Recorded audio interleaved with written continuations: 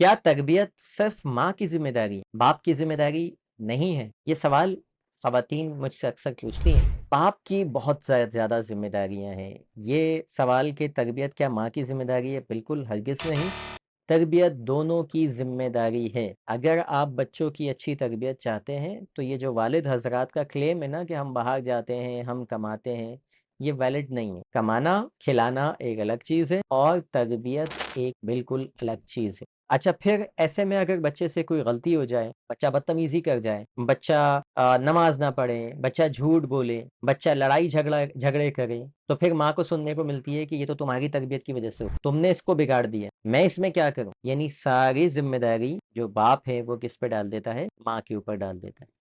लेकिन वो ये भूल जाता है, उसकी तवज्जो इस तरफ नहीं होती कि वो बच्चा माँ से अगर बदतमीज़ी कर रहा है, माँ की बात नहीं मान रहा, माँ की इज़्ज़त नहीं कर रहा, तो इसमें बहुत बड़ा किरदार बाप का खुद का होता है। जब बाप खुद बच्चों के सामने माँ की तज़लील करेगा, माँ को बातें सुनाएगा, उससे लड़ेगा झगड़ेगा, तो फिर बच्चे कैसे उसकी इज़्ज़त करेंगे?